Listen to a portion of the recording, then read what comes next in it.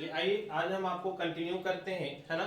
और इसमें हम बी फार्मा सेकेंड ईयर का जो स्टूडेंट्स है उसका अभी आपका एग्जाम डेट आने वाला है, ठीक है ना। तो इसके लिए हम आपको एक इम्पॉर्टेंट क्वेश्चन यहाँ पे लेकर आए हैं।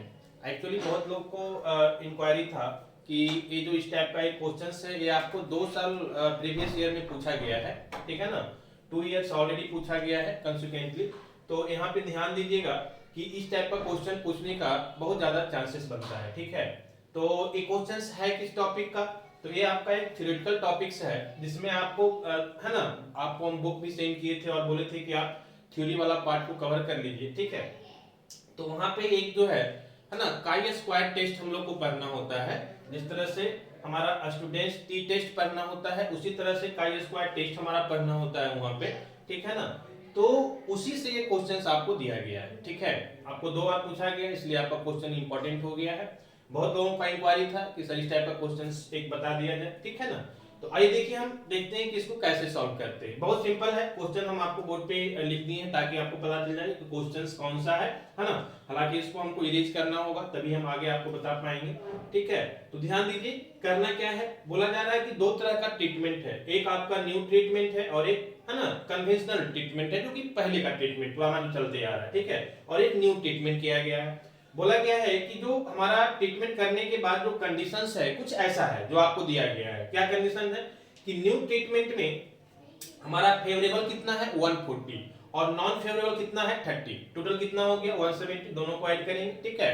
तो करने का मतलब हुआ कि 170% पे इसको है ना दिया गया, उसको देखा गया एक्सपेरिमेंट करके। तो क्या देखा गया कि फेवरेबल जिसके लिए बेटर है वो आपका क्या है फेवरेबल 140 है और नॉन फेवरेबल क्या है 30 है। कन्वेंशनल में क्या था कि हमारा 60 फेवरेबल है और 20 नॉन फेवरेबल है, कितना में 80 में, ठीक है। तो बोला जा रहा है कि अब आप ये बताइए कि कौन सा हमारा ट्रीटमेंट जो है ज्यादा सुपीरियर होगा, मतलब ज्यादा अच्छा कौन सा काम करेगा, समझ गए। न्यू ट्रीटमेंट वाला कि कन्वेंशनल वाला, ठीक है। तो ये आपको बताना है। करने का मतलब क्या हुआ कि एक तरह का कंपैरिजन होता है। हम क्या बोले कि किस टॉपिक का है, ये आपका काई स्क्वायर टेस्ट का क्वेश्चंस है और वहां पे टेस्ट करके हम कंपेयर करते हैं कि कौन सा ट्रीटमेंट हमारा ज्यादा बेटर है। समझ में आ रही बात, ठीक है। आइए देखिए इसको हम लोग देखते हैं कैसे सॉल्व करते हैं। कुछ बेसिक फार्मूलाज होता है जो आपको जानना है, उस फार्मूला को हेल्प से हम इसको क्या करेंगे सॉल्व करेंगे। अब थोड़ा सा हम क्या करते हैं कि डेटा का रिक्वायरमेंट हमको रहेगा तो क्वेश्चंस को एज करके हम डेटा को एक साइड कर लेते हैं और एक साइड हम आपको सॉल्यूशन करेंगे, ठीक है, ताकि आपका बेटर अंडरस्टैंडिंग हो पाए। चलिए आइए देखिए, है ना। कहने का मतलब ये हुआ कि अगर हम डेटा की बात करें तो हमारा डेटा कौन सा हो जाएगा, ठीक है। एक मिनट, अगर हम डेटा की बात करें आपको तो देखिए यहाँ पे ध्यान दीजिए थोड़ा सा,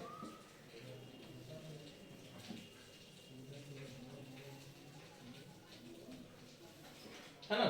हमारे पास डेटा क्या क्या है, तो हमारे पास डेटा जो है सबसे पहले ट्रीटमेंट में न्यू ट्रीटमेंट का डेटा है। न्यू ट्रीटमेंट का कितना है हमारे पास 140 है और कितना है है ना फेवरेबल कंडीशन, ये हमारा फेवरेबल कंडीशंस हो गया, है ना। हम शॉर्ट में लिख देते हैं दिस इज फेवरेबल कंडीशन, है ना।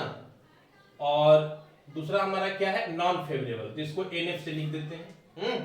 चलिए तो ये हमारा जो है वो कौन सा है, कितना है नॉन फेवरेबल में 30 है हमारे पास। टोटल हमारे पास कितना हो गया, तो टोटल हमारे पास दोनों को ऐड कर देंगे 170। इधर हमारे पास जो नॉन कन्वेंशनल है ना, सॉरी न्यू और कन्वेंशनल, ठीक है ना।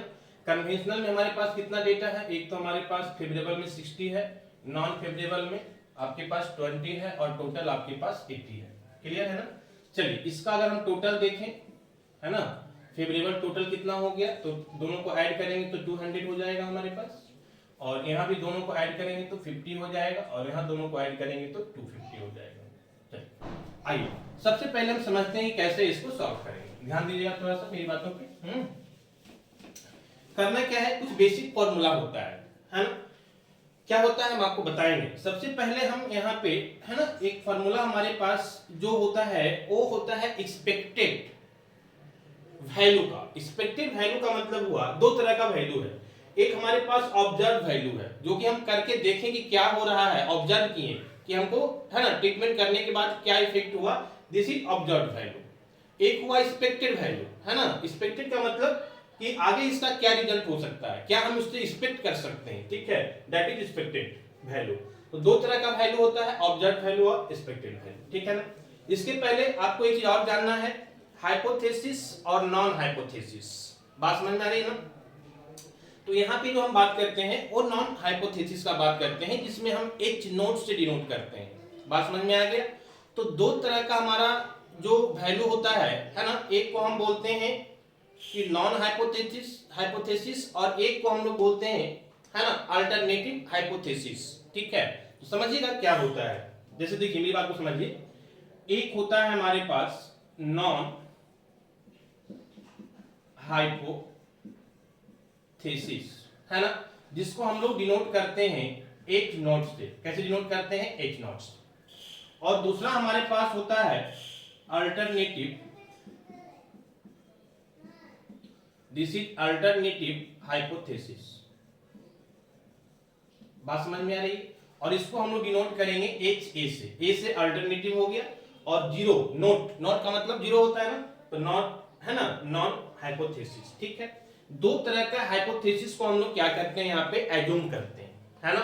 क्या एज्यूम करते हैं, हाइपोथेसिस में हम ये एज्यूम करते हैं कि हमारा जो न्यू ट्रीटमेंट होगा और जो कन्वेंशनल ट्रीटमेंट होगा, दोनों का इफेक्ट जो रहेगा, दोनों का रिजल्ट रहेगा, वो क्या रहेगा, सेम रहेगा। तो सबसे पहले हम इसमें क्या एज्यूम कर लेते हैं, है ना, नॉन हाइपोथेसिस में ऐसे दिखाएंगे हम, एच नॉट लिख लिए।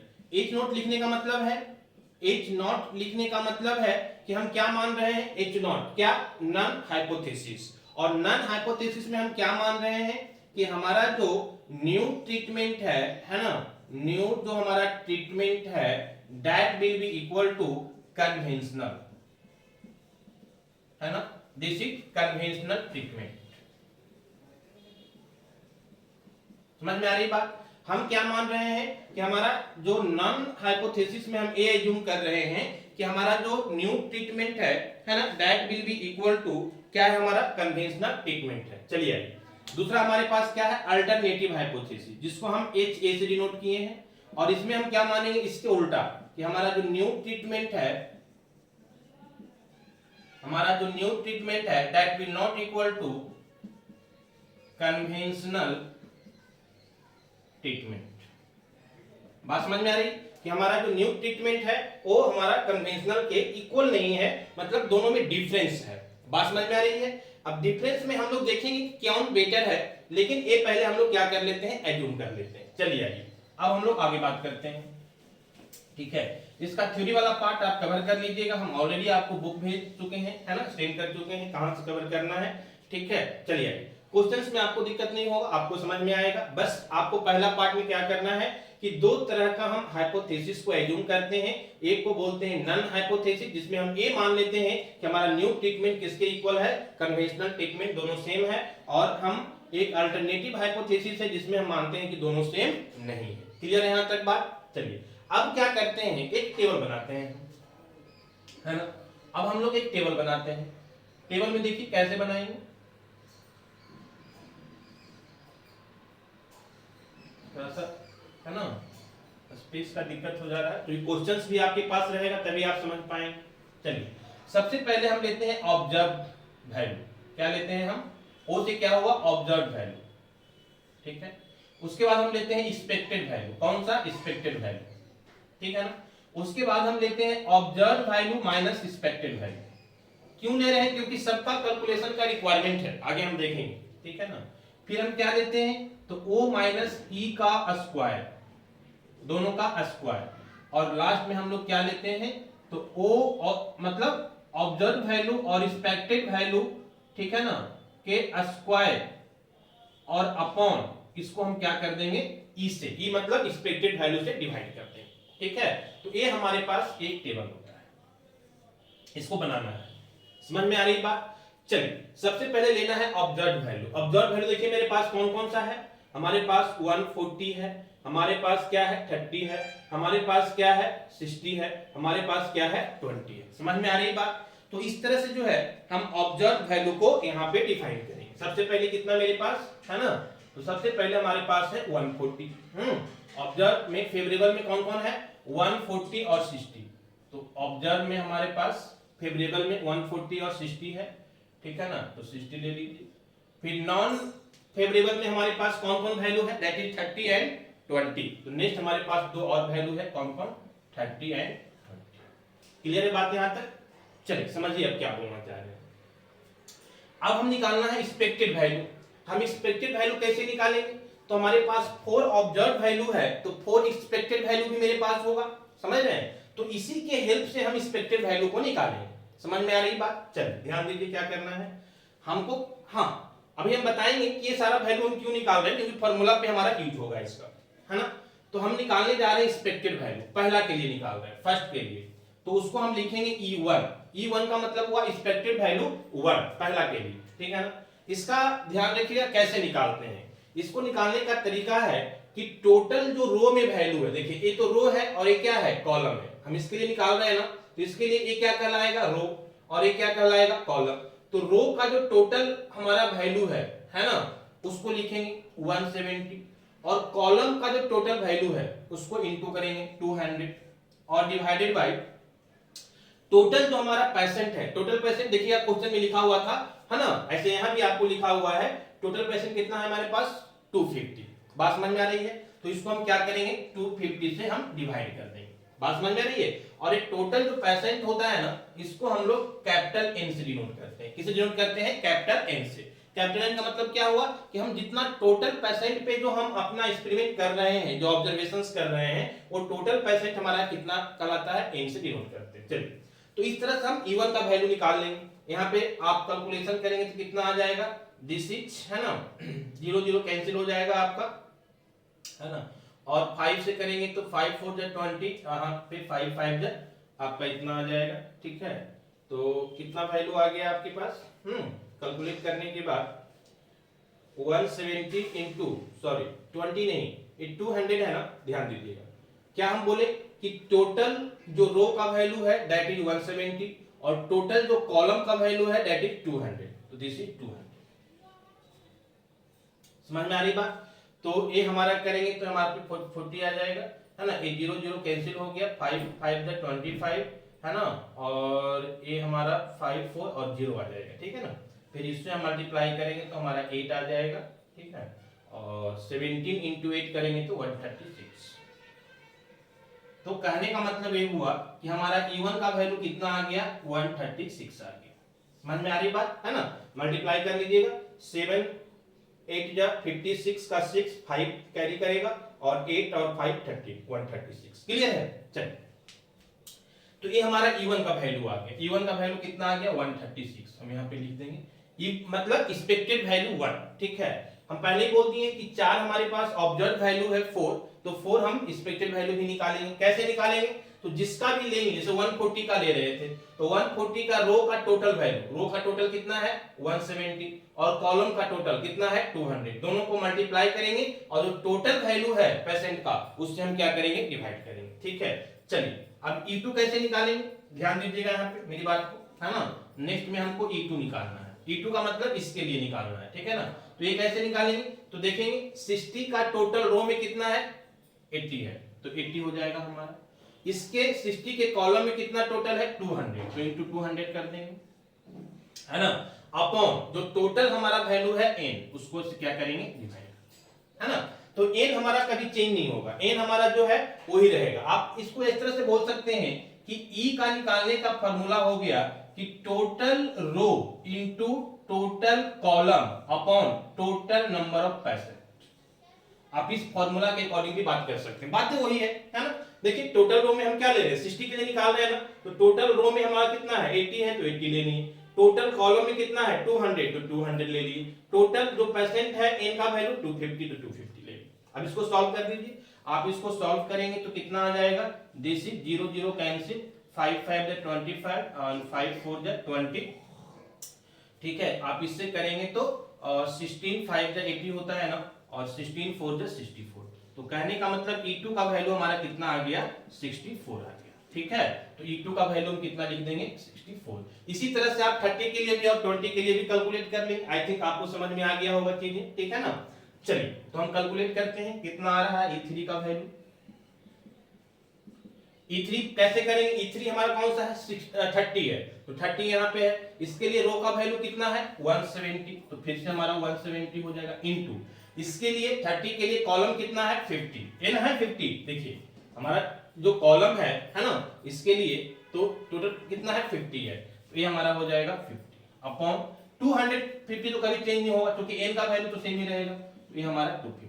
फिर से आप इसको कैंसिल करेंगे 5 आ जाएगा, ठीक है, और 5 से आप इसको कैंसिल करेंगे तो 5 3 जा है ना 15 और 2 पे 0 हो जाएगा, तो 5 है ना 4 जा 20, तो आपका E3 का वैल्यू आ गया दिस इज 34। समझ में आ रही बात। सिमिलरली हम E4 निकाल लेंगे, E4 के मतलब 20 के लिए निकालेंगे, तो इसको लिख लीजिए 34 यहाँ पे, दिस इज 34।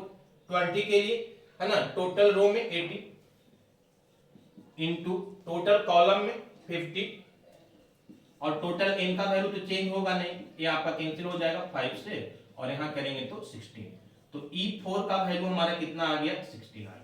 समझ में आ रही बात है ना। तो इस तरह से E4 का वैल्यू हमारा 16 आ गया। तो यही मेन आपका कैलकुलेशन है, ये जो आपका है यही आपका क्या है मेन कैलकुलेशन है। बाकी का चीजें तो आपको क्या है बहुत सिंपल है, बहुत आसान है, ठीक है। चलिए अब क्या करेंगे, हम दोनों को माइनस कर देंगे, ऑब्जर्व वैल्यू और एक्सपेक्टेड वैल्यू। तो 140 माइनस 136 करेंगे तो हमारा 4 आएगा, 60 माइनस 64 करेंगे तो -4 आएगा, और 30 माइनस 34 करेंगे फिर से -4 आएगा, और 20 माइनस 16 करेंगे तो 4 आएगा। ये तो बहुत आसान था। अब क्या करेंगे दोनों का स्क्वायर, तो 4 का स्क्वायर 16, -4 का भी स्क्वायर करेंगे तो 16 ही होगा, -4 का भी 16 और 4 का भी 16 ही होगा। समझ में आ रही बात। चलिए अब हम क्या करेंगे कि ये जो हमारा वैल्यू है 0 पॉइंट है ना sorry observe value minus expected value जो है ना, इसका स्क्वायर तो हमारा हो गया। समझ में आ रही बात, इस वैल्यू का स्क्वायर कर दिए। अब इस वैल्यू में हमको डिवाइड करना है, ये जो स्क्वायर वैल्यू है इसमें ई से डिवाइड करना है। ई का वैल्यू कितना है 136, तो 116 अपॉन 136 करेंगे तो कितना आएगा, हम आपको एक बार वैल्यू कैलकुलेट किए हुए हैं ताकि हम जल्दी से इसको कर पाए, तो वो वैल्यू हम आपको एक बार यहाँ पे रिप्रेजेंट कर देते हैं। कितना आ रहा है 0.12 0.25 0.12 0.25 और कितना है 0.47 0.47 और यहाँ पे करेंगे 16/16, तो ये तो सिंपल है 1 आ जाएगा, ठीक है। तो ये वैल्यू हमारा मिल गया। चलिए ये भी वैल्यू मिल गया। अब क्या करना है हमको, तो ध्यान दीजिएगा अब मेरी बात पे। अब हम इसको थोड़ा सा इरेज करते हैं क्योंकि अब इधर का रिक्वायरमेंट ज्यादा हमारे पास है नहीं, ठीक है। तो इसको हम थोड़ा सा इरेज करते हैं, देखिएगा समझिएगा, ये आप है ना नोट डाउन कर लीजिएगा पॉज करके। आइए अब तो सिंपल है, कुछ करना नहीं, बस एक फॉर्मूला है जिसको आपको ध्यान में रखना है, ठीक है। फॉर्मूला क्या है, यहां पे हम निकालते हैं है ना एक्सपेक्टेड काई स्क्वायर का मतलब डिनोट करते हैं एक्स स्क्वायर, ठीक है ना। तो हम यहां पे क्या निकालते हैं एक्सपेक्टेड, ठीक है ना, एक्सपेक्टेड है ना। कहने का मतलब हुआ कि दो तरह का हमारा वैल्यू होता है ना। एक होता है हमारे पास जो कि दिया हुआ है वो टेबल में, देखिएगा इस क्वेश्चन के लास्ट में आपको एक वैल्यू दिया हुआ होगा, ठीक है ना, जो हम आपको यहाँ पे क्वेश्चन में लिखे नहीं है, आपके पास प्रीवियस ईयर क्वेश्चन हम ग्रुप में सेंड कर दिए हैं, ठीक है। इसके लास्ट में एक वैल्यू जो है आपको गिवन होगा, है ना। कुछ इस तरह से होगा कि फर्स्ट ऑर्डर है ना, फर्स्ट डिग्री ऑफ फ्रीडम के लिए हमारा जो एक्स स्क्वायर का वैल्यू है वो कुछ वैल्यू आपको गिवन होगा। समझ में आ रही बात है ना, उस वैल्यू को आप देखिएगा, प्रीवियस ईयर क्वेश्चन हम आपको सेंड कर देंगे, ठीक है। तो दो चीजें होता है, एक तो आपको वो वैल्यू काई स्क्वायर टेस्ट का ही वो वैल्यू है लेकिन वो टेबुलेटेड वैल्यू है। समझ में आ रही है ना बात, वो टेबल में दिया हुआ रहेगा। एक हम क्या करते हैं कैलकुलेटेड वैल्यू निकालते हैं। तो कहने का मतलब हुआ कि कैलकुलेटेड है ना X square, calculated X square को हम बोलते हैं calculated chi square test value. समझ में आ रही बात। तो कैलकुलेटेड एक्स स्क्वायर का वैल्यू हम कैसे निकालेंगे, समझ में आ रही बात। तो कैलकुलेटेड एक्स स्क्वायर का वैल्यू निकालने के हमारे पास फॉर्मूला होता है कि that will be equal to summation of है ना observed value minus expected value of का होल स्क्वायर और अपॉन कितना ई। ठीक है, अब देखो यहाँ पे ध्यान दो मेरी बात को, इसीलिए हम लोग क्या किए थे, एक टेबल बनाए थे, क्योंकि हमको फाइनली क्या चाहिए, सॉरी स्क्वायर, है ना, फाइनली हमको क्या चाहिए, तो observed value minus expected value का होल स्क्वायर बाई हमारा कितना वैल्यू है, ये एक्सपेक्टेड वैल्यू, इसका टोटल का समेशन, ये क्या रिप्रेजेंट कर रहा है, समेशन को रिप्रेजेंट कर रहा है, एक टोटल का समेशन चाहिए हमको, समझ में आ रही बात। तो एक टोटल का समेशन करने का मतलब है कि कैसे निकलेगा, तो सबको जोड़ देंगे हम, है ना, पहला का सबका समेशन, तो एक चारों को जोड़ देंगे, तो ये आ जाएगा 0.12 प्लस 0.25 प्लस 0.47 प्लस 1, और इसको हम कैलकुलेट करेंगे तो this will be equal to, इसका वैल्यू हमको आ जाएगा, है ना, जो एक्सपेक्टेड कैलकुलेटेड हमारा वैल्यू है that will be equal to, हम बता रहे हैं आपको आंसर कितना आ रहा है, and this will be equal to, आप उसको सारे को ऐड कर दीजिए, ऐड करने के बाद आपको आ रहा है 1.84, दिस इज 1.84, ठीक है। तो कहने का मतलब हुआ कि कैलकुलेटेड वैल्यू आप निकाल लिए, ठीक है ना, कैलकुलेटेड कौन सा value, calculated chi square test का आप वैल्यू निकाल लिए, this is called calculated chi square test value, ठीक है ना, ये हो गया। अब हम क्या करेंगे कि हम निकालेंगे यहाँ पे, है ना, टेबुलेटेड वैल्यू, जो कि आपको गिवन है क्वेश्चन में, और वो कितना गिवन है, तो टेबुलेटेड वैल्यू आपको गिवन है that will be equal to 3.84, है ना, तो ये आपका टेबुलेटेड वैल्यू दिया हुआ है, टेबुलेटेड आ तो आपको टेबल दे देगा, आ तो डायरेक्ट वैल्यू दे देगा, ठीक है, टेबुलेटेड, है ना, X square is equal to, है ना, एक्स स्क्वायर का मतलब है काई स्क्वायर टेस्ट, है ना, एक्स स्क्वायर को हम लोग क्या बोलते हैं, काई स्क्वायर टेस्ट लिख देते हैं अगर आपको कंफ्यूजन है तो, कैलकुलेटेड काई स्क्वायर टेस्ट, काई को CHI से हम लोग पढ़ते हैं स्क्वायर टेस्ट, है ना, इसी को हम लोग बोलते हैं कैलकुलेटेड एक्स स्क्वायर, किसको, काई स्क्वायर टेस्ट को, कैलकुलेटेड काई स्क्वायर टेस्ट बोले या कैलकुलेटेड एक्स स्क्वायर बोले, बात सेम है।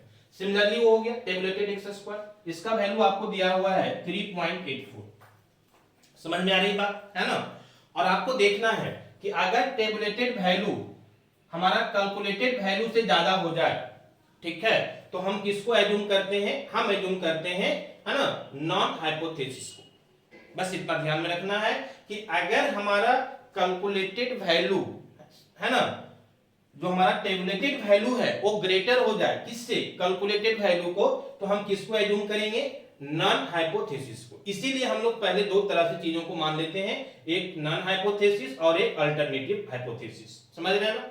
अल्टरनेटिव में हम क्या बताए थे कि नॉट इक्वल टू, है ना, मतलब न्यू ट्रीटमेंट और जो हमारा कन्वेंशनल है वो इक्वल नहीं होगा, और नॉन हाइपोथेसिस में हम क्या माने थे कि न्यू ट्रीटमेंट और कन्वेंशनल हमारा क्या है, इक्वल है, मतलब दोनों सेम है। तो कहने का मतलब ये हुआ कि यहां से हमारा जो वैल्यू है कैलकुलेटेड वैल्यू वो लेस देन आ रहा है टेबुलेटेड वैल्यू से, इसके मतलब ये हुआ कि हम नॉन हाइपोथेसिस को मान के चलेंगे, और नॉन हाइपोथेसिस हमारा क्या बोल रहा है कि न्यू ट्रीटमेंट और कन्वेंशनल ट्रीटमेंट सेम है, इसके मतलब हुआ क्या कि दोनों का सेम सिग्निफिकेंस होगा, कोई, है ना, अलग सिग्निफिकेंस इसका नहीं आएगा। तो लास्ट में आप नीचे लिख देंगे कि चूंकि हेंस, है ना, सिंस हमारा जो tabulated chi square test is greater than, है ना, calculated chi square test, so that there are no significant difference between new treatment and hypo, है ना, सॉरी, कन्वेंशनल ट्रीटमेंट, ठीक है ना।